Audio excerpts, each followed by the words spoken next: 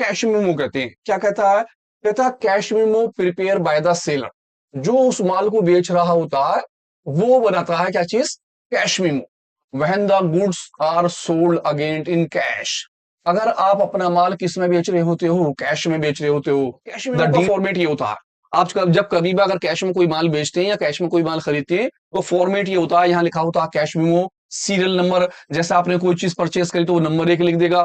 For example आपने books purchase करी तो डिस्क्रिप्शन में लिख दी जाएगी बुक्स।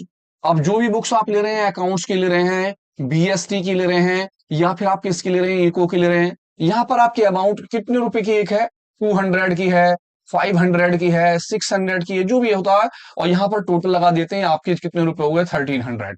ये सारे की सारी चीजें इसके अंदर फिलअप करी जाती हैं। ये आपका कैश मेमो का फॉर्मेट होता है। लेकिन छोटी सी बात, इस कैश मेमो के फॉर्मेट में आप देखोगे एक ये चीज, क्या नाम? Goods one sold not be taking back. ये आपको यहां पर लिखा हुआ मिला है इस जगह पर, कैश मेमो पर। यहां पर ये लिखा रहता है जिसका नाम होता है गुड्स वन सोल्ड। अगर आपने माल एक बार बेच दिया, नॉट बी टेकिंग बैक, वापसी नहीं आएगा। तो कैश मेमो का मतलब हो गया कि वो सारी ट्रांजैक्शन है, चाहे वो परचेज से रिलेटिव हो, चाहे वो सेल से रिलेटिव हो, आप अगर कैश में करते हैं, यानी कि कैश से रिलेटिव ट्रांजैक्शन है जिस पर्टिकुलर चीज पर कही जाती है, उस एविडेंस को हम क्या बोलते हैं? Cash memo.